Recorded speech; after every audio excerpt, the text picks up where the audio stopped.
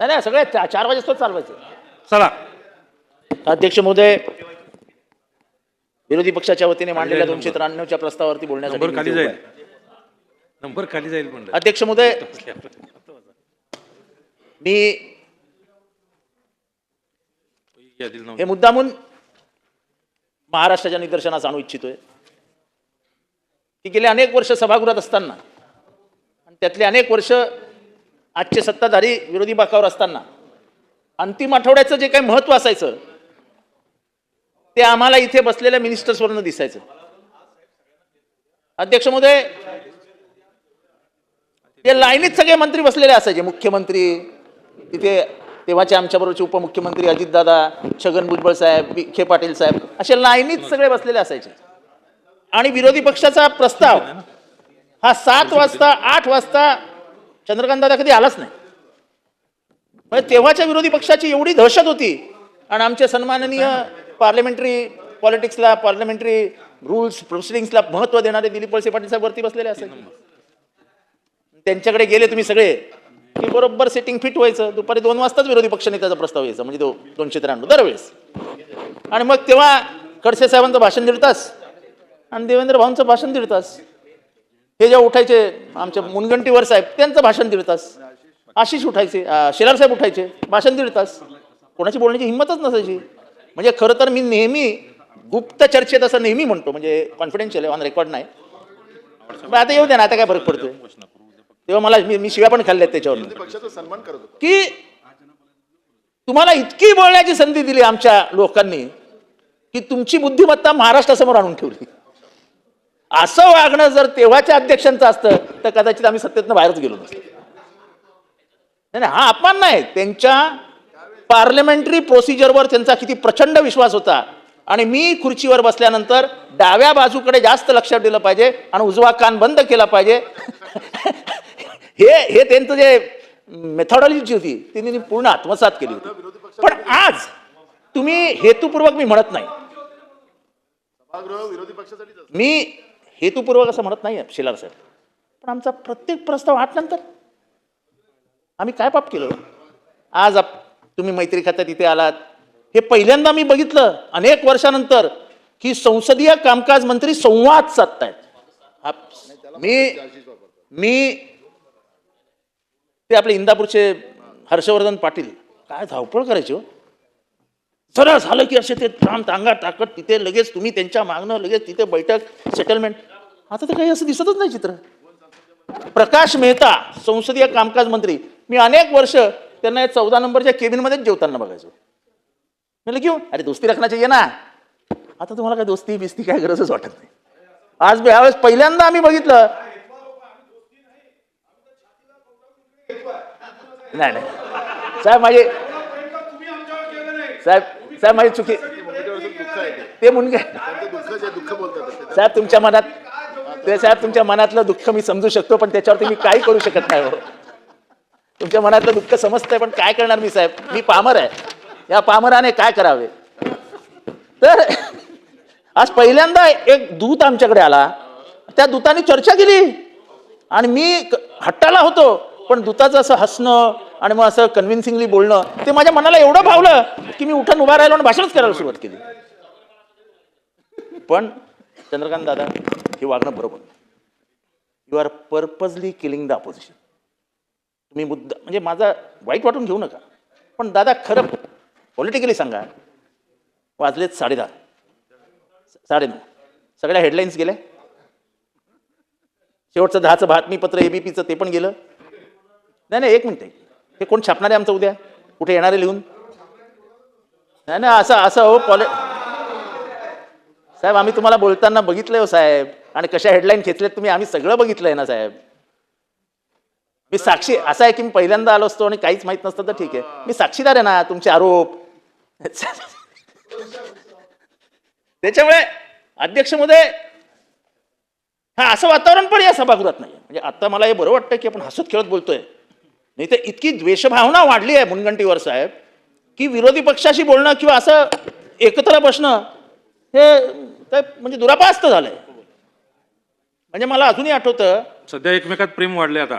हे आता अर्धा तास आता वाढलंय, हे अर्धा तास दिसायला लागले. वारीची वेळ आली ना, आणि ह्यांची वारी येते असं कळतंय आम्हाला. ते सोपल साहेबांची बाहेर मैफिल बसायची दादा, विरोधी पक्ष सत्ताधारी पक्ष सगळे एकत्र येऊन बसायचे. अशी लॉबी कशी अशी भरलेली असायची. शेलार साहेब तुम्ही मला सांगा, लॉबी भरलेली असते आजकाल? मुनगंटीवार साहेब, आपण जरा पार्लमेंटरी पॉलिटिक्सवर बोलूया. साहेब, आमदारांचा हरवत चाललेला interest day to days affairs of the Vidhan Sabha will hurt Maharashtra.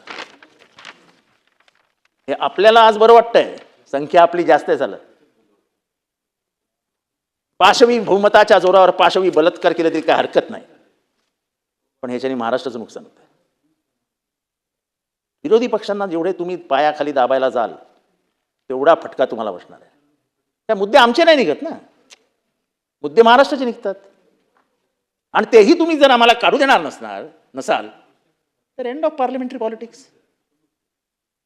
मी हे का बोलतोय तर आम्ही ऐकलंय ना, इंटरेस्टिंग भाषणं असायची. काय काय आरोप करायचे खडसे साहेब, आणि ते पण पवार साहेबांवर, कमी जास्ती नाही. आणि शांतपणाने सभागृह ऐकत बसलेलं असायचं. उत्तरं मिळायची तिथनं, आर पाटील बोलायचे, पण ती जी काय बॅटिंग फिल्डिंग बॉलिंग असायची त्यामुळे आपल्याला मॅच्युरिटी आली. पुढचे जे प्रोडक्ट्स येणार आहेत ना, या ह्याच्यातनं बाहेर येणारे प्रोडक्ट्स आहेत ना दादा, इमॅच्युअर्ड येणार आहेत. आणि त्यामुळे तुम्हाला आज योग्य वाटत असेल कदाचित की काय जिरवली त्या जितेंद्रला 12 वाजताच उभा केला, काही फरक पडत नाही. मला 12 वाजता काय कधी उभा केला नाही उभा केला तरी आता त्याच्या पलीकडे निघून गेलो. पण हे योग्य नाही असं मी माझं मत ठामपणाने या ठिकाणी म्हणतो. आणि मला आनंद वाटला की दादा तुम्ही पार्लमेंटरी अफेअर्स मिनिस्टर, आज कळलं मला की तुम्ही parliamentary affairs minister. It is your duty to have cordial relations with opposition. आपण कधी आमच्याकडे येऊन चहा प्यायलेच नाही किंवा तुमच्याकडेही बोलव नाही की या जरा विरोधी पक्षांनी चला चहा वडापाव आणलाय, भडंग आणलंय, चला या बसूया. थोडंफार तरी आपलेपणा. हा, चिकन कटलेट नको, वडा द्या, अर्धा द्या, पण द्या. साहेब, हा मैत्रीपूर्ण संवाद हा राजकीय पुढच्या जीवनासाठी खूप महत्वाचा ठरेल. इतका द्वेष, इतका तिरस्कार राजकारणात काही क्षणासाठी बरा वाटतो, कारण का संख्याच्या ताकदीवरती आपण इथे बोलत असतो. पण कालांतराने जेव्हा आपण शांतपणाने रात्री विचार करतो तेव्हा मिळवलं काय? ठीक आहे, तुमचे विचार माझे विचार हे वेगवेगळे आहेत, पण democracy survives on only one principle. I agree to disagree. या एका प्रिन्सिपलवरती डेमोक्रेसी जिवंत आहे. आणि हेच जर आपण मान्य करणार नसू आणि जाता येतं तेव्हा हे असं, आज शेवटचा दिवस आहे, उद्या ठरल्याप्रमाणे 2लाच तुम्ही बंद करणार? नाही, मी तुम्हाला सांगतो, आता मी तुमच्या आग्रहास्तव बोलायला उभा राहिलो आहे, पण मी ऑन रेकॉर्ड आणतो की हे उद्या 3 वाजता सभागृह बंद करून टाळी लावून निघून जाईल. कोण कोणाला काही विचारणार नाही. आणि तुमच्या विचारण्याची तेव्हा वेगळे अध्यक्ष बसलेले असतील, ते त्यांच्या स्टाईलने सभागृह निपटवून चालले जातील. आपण फक्त शेलार साहेबांचे आणि दादांचे आभार मानू. कमीत कमी चर्चा केली, हो बी क्या कम है यार, ते महत्वाचे आहेत. आता आम्ही सांगितलं ऑन रेकॉर्ड आणा, अध्यक्षांना बोलायला लावा की उद्या सगळ्या सदस्यांना बोलायची परवानगी देऊन मग कारण का अध्यक्ष हे का मी बोलतोय ताकदीने, हे आमच्या वेळेस घडलंय. अंतिम आठवड्याचा शेवटचं उत्तर रात्री 8 वाजता दिलेलं मी पाहिलं. 8 वाजता म्हणजे शेवटचा दिवस हा आपण 10 वाजता संपवलाय. अशी जी ऑन रेकॉर्ड आहे, तुम्ही रेकॉर्ड तपासून बघा. तुमचं नेहमीचं उत्तर असतं, नाही 2 वाजता सभागृह बंद केलं पाहिजे. अरे कशासाठी काय? जेवढं पांडुरंगाचं मंदिर महत्वाचं आहे त्याच्यापेक्षा हे मोठं मंदिर आहे. तुमचा खरा विठ्ठल इथे आहे, तो जनतेच्या हिताचा आहे. जेवढे वर्ष ते मंदिर राहणार आहे तेवढे वर्ष आंबेडकरांनी निर्माण केलेलं हे मंदिर राहणार आहे. पण ह्या मंदिराचा जर कळस आणि पायात जर तुम्ही खोदून काढणार असाल तर त्या विठ्ठलाला काय अर्थ आणि ह्या विठ्ठलाला काय अर्थ? अध्यक्ष महोदय, खरं तर कायदा आणि सुव्यवस्था या विषयावरती काही बोलायचं होतं. अध्यक्ष महोदय, हे सोलापूर जिल्ह्यातील मोहोळ गावातलं प्रकरण आहे, लांबोटी या गावातलं. अध्यक्ष महोदय, इथे एका दलित मागासवर्गीय कुटुंबाला मारलंय. त्यांनी बिचाऱ्यांनी कंप्लेंट केली आहे, आरोपींची नावं दिलेली आहेत, पण आजपर्यंत ना एकाला अरेस्ट झाली, ना कारवाई झाली, ना काय झाली. म्हणजे अध्यक्षमध्ये कायद्याची भीतीच कोणाला राहिली, कायद्याची भीतीच कोणाला राहिली. मी परवा रात्री भाषण केलेलं याच विषयावरती, ड्रग्सवरती, त्याला उत्तर तर मिळालंच नाही. मुंबऱ्यामध्ये भाषण करताना मी सांगितलं की एक माणूस 6 मर्डर करून दिल्लीत मुंबऱ्यात येऊन राहिला. मुंबऱ्यातल्या म्हणजे खबरी नेटवर्क असतं, तुमच्याकडे होम आहे ना कदम साहेब, खबरी नेटवर्क असतं. मुंबऱ्यातल्या पोलिसांना समजलंच नाही की दिल्लीतला हा एवढा मोठा गुन्हेगार आपल्याकडे येऊन राहिलाय. त्याचं नदीम नावाच्या एका पोराशी भांडण झालं आणि अचानक एक दिवशी त्यांनी त्याच्या घरावर 6-8 गोळ्या मारल्या आणि लोकांनी घेरल्यावरती तो जवळजवळ 60 गोळ्या फायर करत बाहेर निघाला. भीतीच नाही, दहशतच नाही. हे आत्ता 6 महिन्यात, या 2-4 महिन्यात दहशतच नाही. कारण का जो सिनियर इन्स्पेक्टर होता त्याच्या काळातल्या मर्डर बघा, सगळ्या मर्डर ह्या ड्रग अडिक्ट्सने केलेत, सगळ्या मर्डर. आमची बोलायची टाप नाही, हिंमत नाही, कारण का राजकीय वशिलाने नेमलेल्या नेमणुकांमुळे अधिकारी कोणाला जुमानत नाहीत. त्याला माहिती असतं की कोण जितेंद्र आव्हाड काय करणार आहे. वाईट ह्या गोष्टीचं वाटतं, जितेंद्र आव्हाड नाही, म्हातारी मेलेचं दुःख नाही, काळ सुकवतोय. मी इथे हक्कभंग प्रस्ताव आणला कारण का मी हे सगळं त्यावेळेस बोलल्यानंतर त्यांनी विरोधी पक्षांची म्हणजे माझ्या विरोधात असलेल्या सगळ्यांची बैठक घेतली आणि त्यांना सांगितलं की ये आदमी मुंबरा को बदनाम कर रहा है ड्रग्स के लिए. मी मुंबऱ्याबद्दल ड्रग्सविषयी काहीच बोलत नाही. ड्रग्स या मुंबऱ्यापुरतं मर्यादित राहिलेलं नाही. सोलापूर घ्या, सिन्नर घ्या, नाशिक घ्या, पुणे घ्या, कुठेही जा, ड्रग्स मिळत नाही असं शहर गावच नाही. त्यांनी सगळं असं रचलं व्यवस्थित आणि त्याची बदली होणारच होती. शेलार साहेब, तुम्हाला कसं वाटतं बघा आता.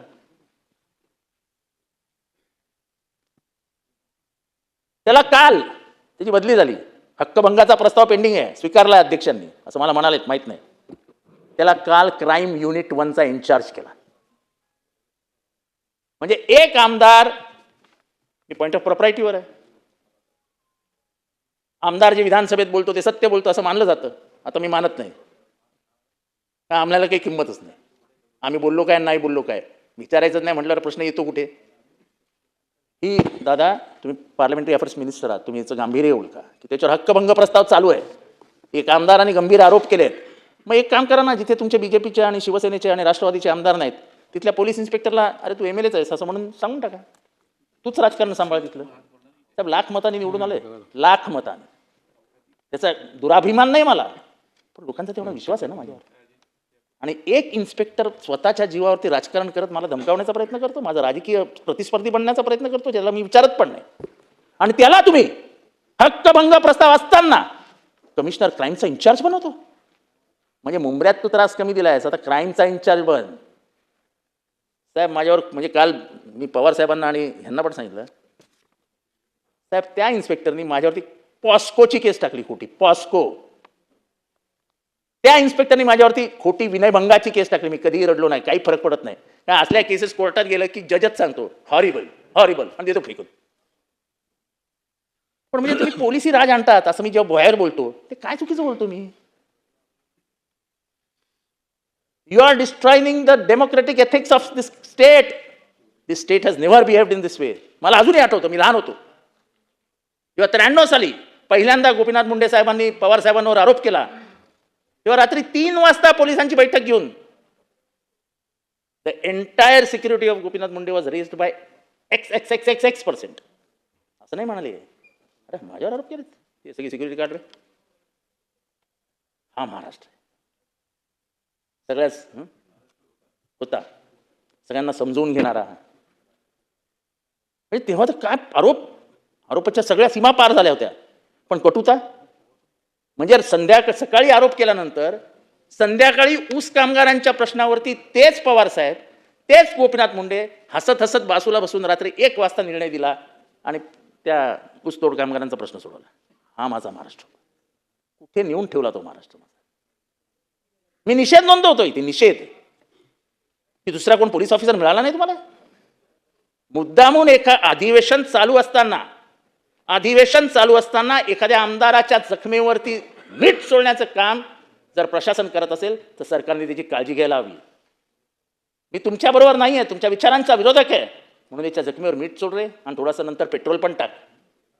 ही जर कामगिरी सरकारतर्फे होणार असेल तो सूरज कभी ना कभी तो नीचे जाता ही है. हर दिन अंधेरी रात तो 24 घंटे नहीं रहती, कभी ना कभी उजाला आता ही है. आज हमारे दिन नहीं है पर इसका मतलब ये नहीं कि ये दिन आने वाले ही नहीं है. पण दादा तुम्ही मी हे फार सिरियसली बोलतोय, मी अंतःकरणापासून बोलतोय. असं करू नका. It will set a wrong trend. It will set a wrong trend and please don't do it. मी या लंबोटी गावाचं हे प्रकरण आपल्याकडे देतो. त्याच्यात अट्रॉसिटी दाखल झाली आहे, सगळं झालेलं आहे. पण हे कताळ नावाचं जे कुटुंब आहे,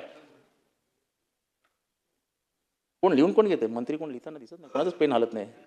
तुम्ही सचिवच लिहितात आजकाल, मंत्र्यांनी काय बसून फक्त बघायचं. नाही नाही, काही काही प्रथा माझ्या लक्षात येत नाहीत. नाही नाही ते नाही, काही काही प्रथा माझ्या लक्षात येत नाही. या प्रथा आम्ही बघितलेल्या तुमच्या वडिलांना इथे बसून असं रेकॉर्ड लिहिताना बघितलंय. ते आता AI आहे का? आता AI मंत्री आहेत. हां, मग तुमच्या हातात पेन आहे ना? नाही नाही, ते मला सांगतात AI रजिस्टर होत आहे. हां, नाही नाही, मग म्हणजे हे आमचं भाषण AI थ्रू रजिस्टर होते.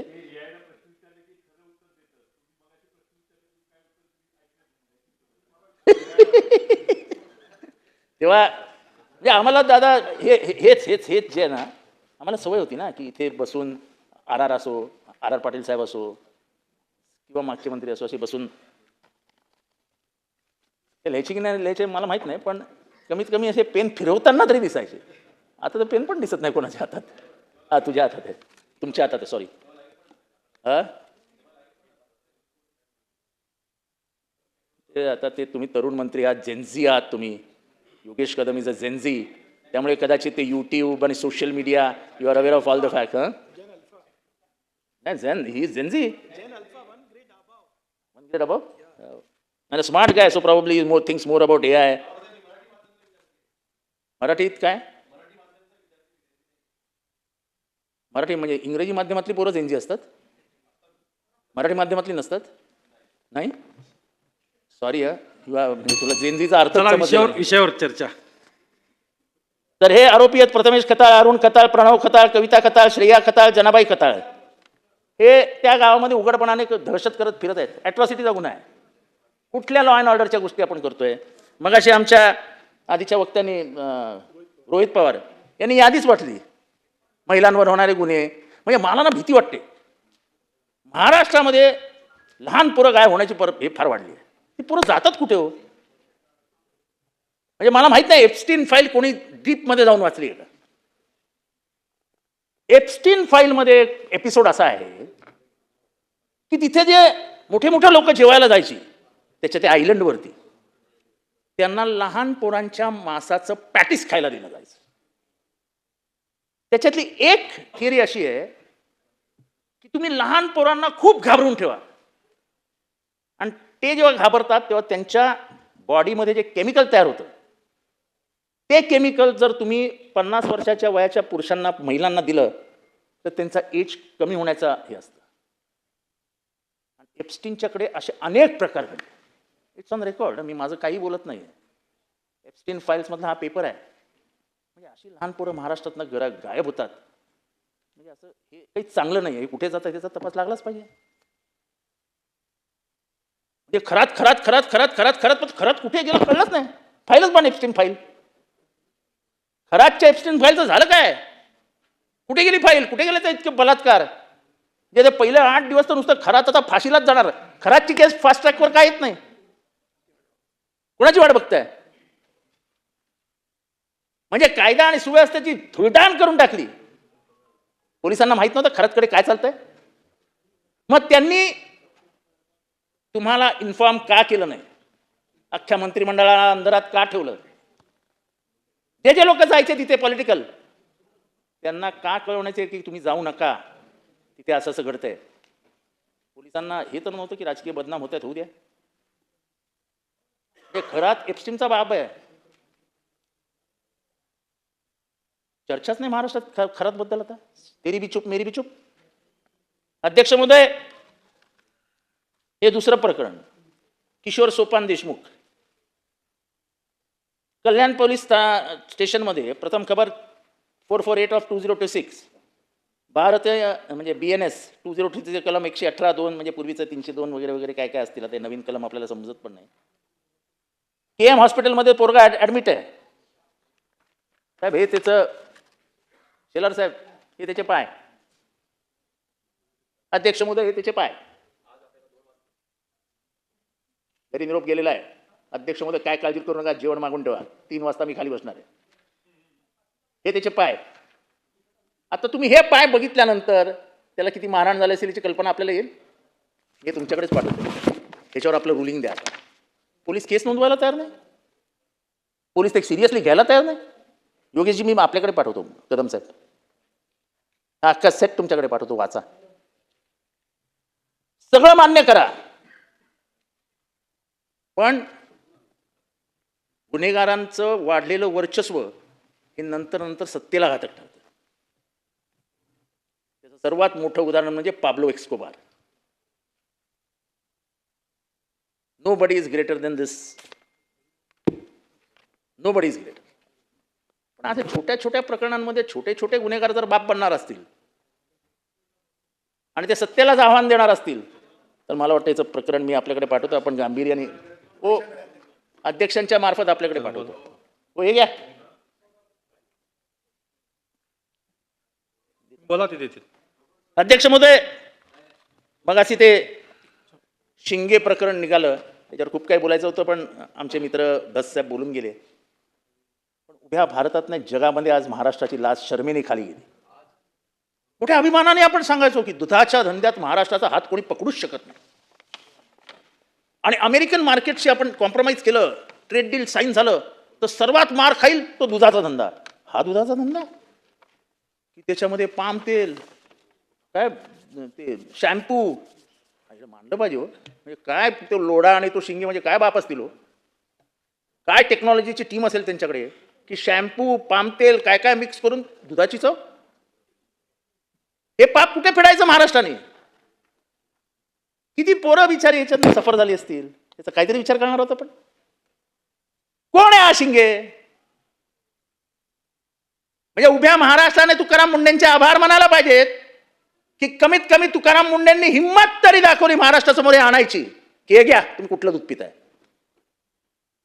म्हणजे रॅकेट किती मजबूत आहे, रॅकेट किती मजबूत आहे, त्याच्यातनं येणारा पैसा मजबूत आहे आणि त्या पैशावरती राजकारण मजबूत आहे. जिल्हा परिषद सदस्य, पंचायत समिती सदस्य, ग्रामपंचायत सदस्य तिथलेच आहेत, त्याच रॅकेटमधले. कालांतराने इथे बसलेले सापडतील, कारण का आता पैशाच्याच जोरावर राजकारण आहे. राजकारणाचं जे कमर्शियलायझेशन होत आहे, क्रिमिनलायझेशन आणि commercialisation and politics mix together, हे बेंचेस भरलेले असतील. नाही नाही साहेब, आज आता नाही अडवायचं, आता नाही अडवायचं. आता मला, मी आलोय रंगात, तर आता मला माझ्या रंगात बेरंग करू. थोडा वेळच बोल, मस्करी करतो मी, मला अजून 2 मिनिट देत. अध्यक्ष महोदय, दस साहेब जाताना बोलले, त्याच्यावर मी लांबलचक खिचत नाही. पण माझी विनंती आहे सभागृहांना, तुम्हाला, की जो कोणी ह्याच्यामध्ये येईल त्याला आडवा करा. तुम्ही एक पिढी बर्बाद केली आहे. तुम्ही म्हणजे तुम्ही नाही, पण ज्यांनी कोणी ह्या मिक्सचरमध्ये म्हणजे ह्या सगळ्या केमिकल घाण करून जे काय लोक केलं आहे, एक पिढी बर्बाद झाली आहे. त्या भागात कॅन्सर वाढला, त्या भागात ऑस्ट्रोस्पायरोसिस वाढला, आणि ह्याला जबाबदार कोण? जर एवढं सगळं होत आहे आणि एवढं सगळं सापडल्यानंतर FDAच्या त्या सेक्रेटरीला अटक का करायची नाही? तो पण सेक्रेटरीच होता ना. संबंधित खात्याच्या मंत्र्यांनी राजीनामा का नाही द्यायचा? असेल गरीब माणूस आहे तो, जे बसलेत त्या खुर्चीवर, त्यांच्याबद्दल मला वैयक्तिक आक्षेप नाही, पण ते गरीब आहेत म्हणून त्यांच्या डोळ्या देखत या महाराष्ट्राला इतकं घाणेरड्या दूध पाजत असतील. लालबहादूर शास्त्री ट्रेनचे ड्रायव्हर नव्हते, पण मी इथे बसलेला असताना असा अपघात होतो हे माझ्या मनाला मान्य होत नाही, म्हणून त्यांनी राजीनामा दिला. जर इतकं घाणेरडं दूध त्यांच्या राज्यकाळामध्ये पाजलं गेलं आणि एफडीआयच्या तर लक्षातही येत नव्हतं, ह्याला मिनिस्टर जबाबदार नाही? ह्याला मिनिस्टर जबाबदार नाही? मी असतो किंवा दुसरं कोणी असतं तर हल्ला गुल्ला झाला असता सभागृहात. आमचा काही संबंध नसताना आशिष शेलार किती हल्ला गुल्ला करायचे, मी आता काय बोलत नाही त्याच्यावरती. पण अध्यक्ष महोदय, इतका संवेदनशील विषय असताना आपल्याला संवेदना नाही असं का आपण वागतोय? आणि हा विषय मी काढण्याच्या आधी सत्ताधारी पक्षानेच काढला. सत्ताधारी पक्षानेच हा विषय काढला आणि त्यांनीच मागणी केली आहे की या संबंधित गँगवरती, ही गँग एकावर थांबत नाही, ही गँग डिस्ट्रीब्युटर पर्यंत जाते, म्हणजे पार गावात 1 लिटर दूध विकणाऱ्या माणसापर्यंत जाते. ही दिस इज अ चेन. या चेन मधल्या प्रत्येकाला उचला आणि मग कोकाखाली अटक करा. It is organised crime. व्यवस्थित डोकं लावून ऑर्गनाइज्ड क्राईम आहे. आणि त्यामुळे बकोकाच्या कायद्याखाली येईल असा हा गुन्हा आहे. मायबाप सरकार कोणालाही माफी नाही. सगळं राजकारण चालेल, पण नुकतंच जन्माला आलेल्या पोराच्या तोंडात जर हे दूध आपण टाकणार असू तर उपरवाला भी आपको माफ नाही करेगा. निदान हे पाप तरी स्वतःच्या अंगावर घेऊ नका. सावंत साहेब, कदम साहेब, हे जे मी बोललो आहे मकोका, याची अतिशय गांभीर्याने घ्या. आपण तरुण आहात आणि हे उद्या अनाऊन्समेंट येईल असं बघा. म्हणजे ब्रीफिंग आपण जेव्हा कोणाला कराल, मला वाटतं मुख्यमंत्र्यालाच कराल, ही मागणं मान्य करा की त्याच्यात जे कोणी आहेत आणि त्याच्यात ज्या मोठ्या मोठ्या संस्था आहेत, मला माहीत नाही आता एक मोठं नाव आलं आहे त्याच्यात कुठेतरी, मला त्या संस्थेचं नावही नाही घेतलं, नसतील तर बिचारे उगाच बदनाम होतील. पण ही गोष्ट मात्र झालीच पाहिजे की एफडीएचे अधिकारी should be taken to task. जर तुकाराम मुंडे याच्यात घुसून तुकाराम मुंडे पकडू शकतात, तर मग ह्याच्या आधीचा एफडीएचे जे कोणी होते ते का पकडू शकले नाहीत? He should be also booked under MCOCA. He is a partner in this. नेहमी म्हणायचं झालं एफडीए मध्ये एवढा पैसा येतो कुठं मिनिस्टरला? तुम्ही मला कधी खाजगीत भेटलात तर मी तुम्हाला स्टोरी सांगेन. जेव्हा बाबा सिद्दीकी राज्यमंत्री होते, हसून हसून तुम्ही मला भेटा, मग मी तुम्हाला समजून सांगतो ही स्टोरी. अध्यक्ष महोदय, म्हणजे एक माणूस, one man can bring a change. काही म्हणा, तुमच्या आणि तुकाराम मुंडेंबद्दल तुमचे माझे सगळ्यांचेच काही आक्षेप असू शकतात, काही मतभिन्नता असू शकते, पण आज त्यांनी उभ्या महाराष्ट्राला जागे केलं ना.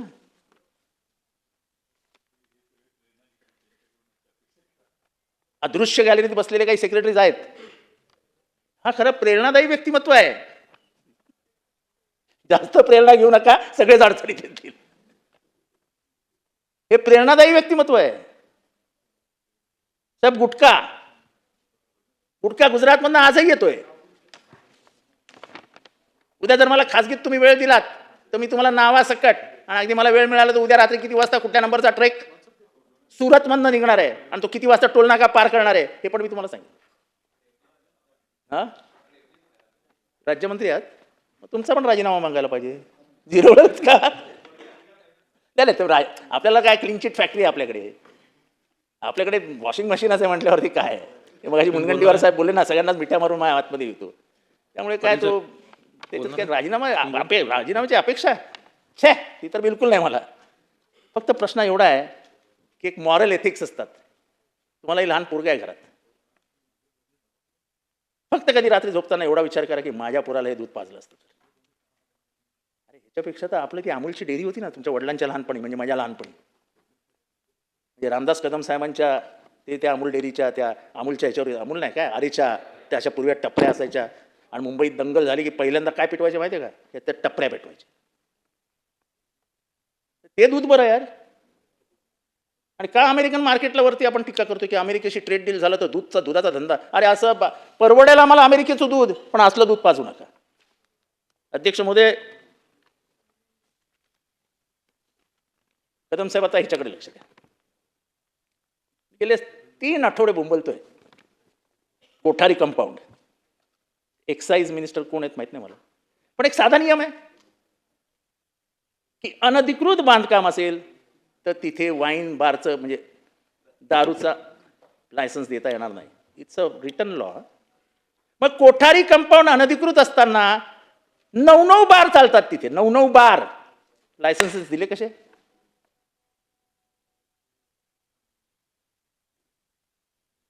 येऊर हे इको सेन्सिटिव्ह झोन आहे, आजूबाजूला संजय गांधी नॅशनल पार्क आहे. मग एक्साईजनी तिथे अनधिकृत घरं, अनधिकृत बंगले, अनधिकृत हॉटेल्स, तिथे बार लायसन्सेस दिले कसे? ते लायसन्स तुम्ही कॅन्सल का नाही करत? तुमच्या हातात आहे. मी आज इथे भाषण करतोय ना, पूर्वी गांभीर्य असं असायचं की प्रमोद नवलकर बोलले तर अख्खं मुंबईचे बार बंद करून टाकायचे रात्री 10 वाजता, इतका दरारा असायचा.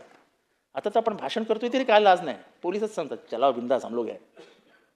मी गॅरंटी देतो कोठारी कंपाऊंड मधला एकही बार 3च्या आतमध्ये बंद होणार नाही. आज ही माझी दहशत कमी होत नाहीये, त्या 288 जणांची दहशत कमी होते. आणि ह्याच्याने तुमची आणि माझी बेइज्जत होत नाही. पण अध्यक्ष महोदय, इतकं बोलल्यानंतर सुद्धा कोठारी कंपाऊंड इलिगल आहे. 27 एकरवरती एका वेगळ्या रिझर्वेशनवरती तो मालक आज करोडो रुपये भाडं घेतोय आणि इलिगल असं साम्राज्य उभं केलंय 27 एकरवरती. तुम्ही गरिबांच्या झोपड्या पाडलात ना गरीबनगरला जाऊन, काय जे काय कारण दिलं ते दिलं, हायकोर्टाने सांगितलं, यांनी दिलं, यांनी सांगितलं, त्यांनी सांगितलं. तुमच्याकडे कायदा आहे ना MRTPचा, इलिगल बांधकाम तोडण्याचे अधिकार दिलेत ना महानगरपालिकेला. तुम्ही गरिबांच्या झोपड्या पाडता, आमच्या मुंबऱ्याला येऊन खोटी कारणं देता, रस्त्यावर आणता पावसाळ्याच्या दिवसांमध्ये. आणि तुम्हाला आम्ही इतके बोंबलून सांगतो की कोठारी कंपाऊंड हे सगळं अनधिकृत म्हणजे सम्राटांचं नगर झालंय. कोकेन, गांजा, जॉईंट्स काय मिळत नाही तिथे. हे 4 वेळा बोलून सुद्धा आजपर्यंत एक धाड पडली नाही तिथे, एक धाड. परवा धाड पाडायला गेलेले, दरवाज्यात गेले, दरवाज्यात गेलेल्या इन्स्पेक्टरला तिथल्या मालकाच्या पोराने येऊन फोन दिला, फोन घ्या ना. असं त्यांनी फोन कानाला लावला आणि असं मागच्याच पावली परत निघून गेला. फोन कोणाचा होता, काय होता, तुम्ही काढा ना, लाईनीत काढा. कोणाचे बार आहेत, कोणाचे बार आहेत, लाईनीत काढा, नावं बघा कोणाकोणाची येतात. काय चालू आहे महाराष्ट्रात? इतक्या उघडपणाने सांगतो मी. रेड घालायला गेले, परत आले. तपासून बघा. सभागृहात नाव घेऊन मी कोणाला बेइज्जत करू इच्छित नाही. असं जर चालणार असेल की एखादा कर्तृत्ववान, कायद्याला मानणारा पोलीस ऑफिसर कर्तव्य बजावण्यासाठी त्या बार समोर 2 वाजता जातो आणि त्याला रात्री 2 वाजता फोन येतो आणि बिचारा उलटा फिरत असेल, तर कदम साहेब, you are losing hold, you are losing control, and this should not happen. Kothari compound complete अनधिकृत आहे. शेवटच्या मुद्द्यांवर मी येऊरच्या जमिनींबद्दल कायम बोलत असतो. अध्यक्ष महोदय, येऊरच्या जमिनी म्हणजे कोणीही जावं, जरा 2 छातीची बटणं उघडी असतील आणि इथे असं थोडंसं वरती आलेलं असेल, म्हणजे समजून जातो ना माणूस इथे काहीतरी लावलंय. 4-4 एकरच्या जमिनीवरती असं अर्ध्या तासात कब्जा करतात. कांतीशेठ नावाची जमीन आहे, कांतीशेठ. त्याचा मला आता माझ्याकडे पेपर नाही, 7-12 गेलाय. त्याच्या जमिनीवर कसा कब्जा झाला हे नाव लिहून घ्या ऑन रेकॉर्ड आणि विचारा तुमच्या पोलिसांना की या जमिनीवर कब्जा करतो कोण. येऊरच्या एवढ्या जमिनी लाटल्या कशा जातात, वन जमिनीवरती बाउंड्र्या कशा मारल्या जातात, याची कशाचीच उत्तरं मिळणार नसतील तर आज ना उद्या येऊरला एक झाड पण नसेल. मी परवा पेपर दिला, आपल्याकडेच दिले का कोणा दिले माहित नाही. 14 एकर जमीन, 2021चा मी फोटो दिलाय, 2022चा फोटो दिलाय, 2023चा फोटो दिलाय आणि 2026चा फोटो दिलाय. 2021 साली दाट जंगल आणि 2026 साली 14 बंगले. एकही बंगला अधिकृत नाही, एकही बंगला अधिकृत नाही. तुम्ही लोकांच्या 4-4 मजल्याच्या गरिबांनी गरजेपोटी बांधलेल्या बिल्डिंगी, स्वतःच्या माऊलीला शौचालय असावं, स्वतःच्या पोराला छप्पर असावं ज्याच्या खाली तो अभ्यास करू शकेल, त्या बिल्डिंगी तुम्ही पाडता ना. पण हे अनधिकृत बंगले पाडताना तुमचे हात कापतात, तुमच्या हातातली ताकद क्षीण होते. कुठल्याही कायद्याला न जुमानता जर असे बंगले बांधले जात असते ना, त्याला जर सरकारचं संरक्षण असेल तर काय फायदा आहे साहेब. सत्ता ही गोरगरिबांसाठी असते, त्यांच्या डोळ्यातले अश्रू पुसण्यासाठी असते, श्रीमान त्यांचे इमले वाचवण्यासाठी नाही. बघा जरा लक्ष द्या त्याच्याकडे. कन्क्लूड करा. शेवटच्या मुद्द्यावर आलो. शेवटचा झाला मुद्द्यावर. आता. शेवटच्या मुद्द्यावर. अध्यक्ष महोदय, मागच्या वर्षी अधिवेशनात बोलत असताना मी रतीनची प्रेमजी ट्रस्ट नावाचं ट्रस्टचं प्रकरण काढलं होतं. जमीन 2000 कोटी रुपयाची. जमीन कितीची? 2000 कोटी रुपयाची. सेटिंग लागलं चॅरिटी कमिशनरकडे. ॲडिशनल चॅरिटी कमिशनर होते कोणीतरी. त्यांनी ती जमीन 70 कोटीला सौदा करून टाकला.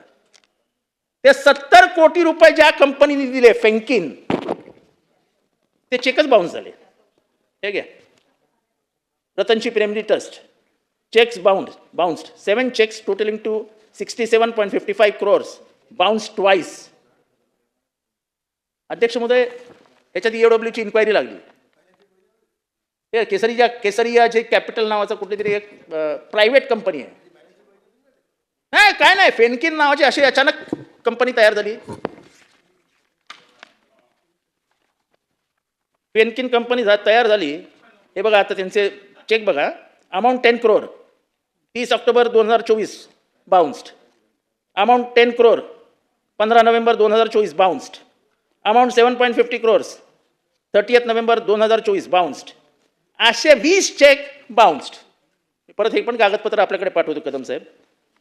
आणि आता सुप्रीम कोर्टात केस आहे. हायकोर्टाने ही बापाविरुद्ध एका प्रामाणिक पोराने केलेली केस आहे. रतनची प्रेमजी ट्रस्टवर 5 FIR दाखल आहेत, पण पोलिसांनी आजपर्यंत त्या 5 FIR वरती एकही कारवाई केलेली नाही. एकही कारवाई केलेली नाही. त्याचे म्हणजे आता त्या रतनची प्रेम म्हणजे त्या यांनी याच्यामध्ये तुम्हाला निगोशियल इन्स्ट्रुमेंट्स ऍक्ट 1881चा गुन्हा हे करता येतो. Prevention of money laundering act करता येतो. 2000 कोटी रुपयाची जमीन 70 कोटीत द्यायची आणि ते 70 कोटीही जर फेंकिन भरणार नसेल, आणि फेंकिनने अत्यंत हुशारीने काय केलं, आता स्वतःचं नावच बदलून टाकलं. मला फक्त शेवटची नावं वाचू द्या.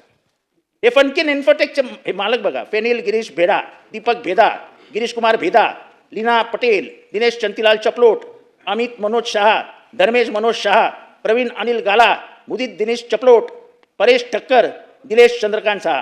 हा दिलेश चंद्रकांत शहा हा फेंकिनचा बाप आहे. आणि आता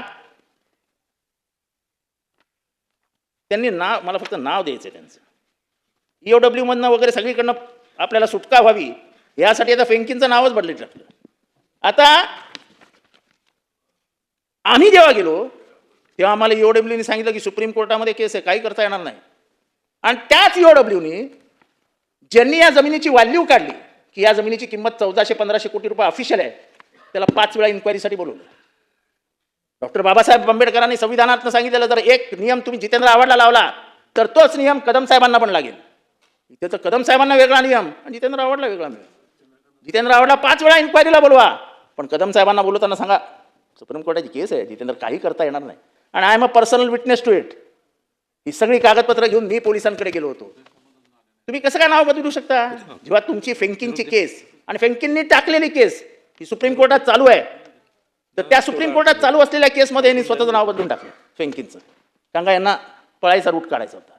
अध्यक्ष महोदय, सगळी कागदपत्र जमा करून सुद्धा आजपर्यंत त्यांच्यावरती एकही म्हणजे साधा FIR सुद्धा नोंद झाला नाही.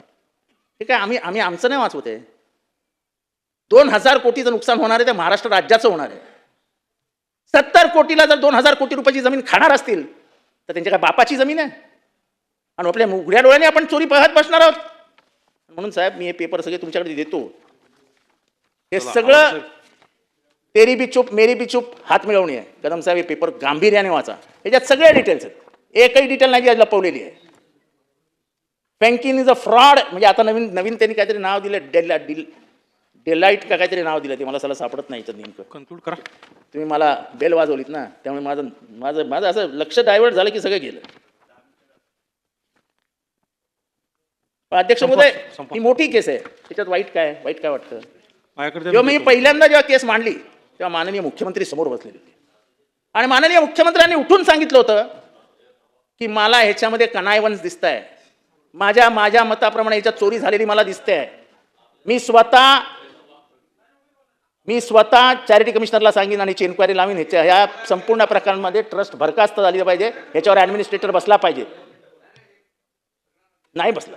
त्यांनी स्वतः ईओडब्ल्यूला इन्क्वायरी मार्क केली, पण ईओडब्ल्यूच्या ऑफिसरनी नंतर काय केलं हे मला इथे बोलायचं नाहीये. पण अध्यक्ष महोदय, चौकशी झालीच नाही पाहिजे, चौकशी होताच कामा नये, असं जर ईओडब्ल्यूच्या ऑफिसरचं म्हणणं असेल तर मग याच्यावर एसआयटी बसवा. एक चांगल्या ऑफिसरला इन्क्वायरी द्या आणि दूध का दूध पाणी का पाणी करा. दोन अधिकाऱ्यांना वाटतं की ह्या संबंधित प्रकरणामध्ये दिलेश शहाला वाचवला पाहिजे, तर दिलेश शाह कोण आपला किंगपिन आहे काय, बाप आहे का आपला? तो दीपक बेडा काय बाप आहे का आपला? 4 पैसे काय जास्त कमवले तर पोलिसांना विकत घेण्याची ताकद ठेवून काय सगळ्या प्रकरण दाबून टाकतील? हे एवढं कागदपत्र देतोय आणि पुराव्या सकट देतोय. उद्याच्या उत्तरात बघूया काय उत्तर देता. आणि तुम्ही on the floor of the house आम्हाला कमिटमेंट दिली आहे. आणि कारण काय पुढे करता की सुप्रीम कोर्टात केस चालू आहे. सुप्रीम कोर्टाचा काय संबंध? त्यांनी स्टेटस को दिलाय का की इन्क्वायरी, पोलीस इन्क्वायरी करू नका म्हणून? ठेवा ना, पोलीस इन्क्वायरी करून ठेवा आणि नंतर सुप्रीम कोर्टाला दाखल करा की आम्हाला हे दिसतं याच्यामध्ये. जर हायकोर्टाने ती केसमध्ये तुमच्या बाजूने निकाल दिलाय, तुमच्या म्हणजे हायकोर्टाने स्ट्रिक्चर्स पास केलेत की याच्यात कनायवंच आहे, ही मॅनेज केलेली केस आहे, याच्यामध्ये ही जमीन इतक्या स्वस्तात तुम्ही विकूच शकत नाही, ही थांबवा.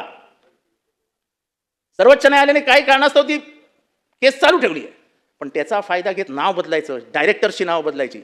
आणि मी परत ऑन रेकॉर्ड आणतोय की रतनजी प्रेमजी ट्रस्टची जो बाप आहे माखेचा, त्याच्यावरती 5 केसेस आहेत चिटिंगच्या, 5 केसेस. त्या 5 केसेसमध्ये एकदाही त्याला अटक झालेली नाही. असं का? करा ना अटक, केस आहे ना त्याच्यावर. 5-5 एकरवरती झालेलं आहे ना चिटिंग.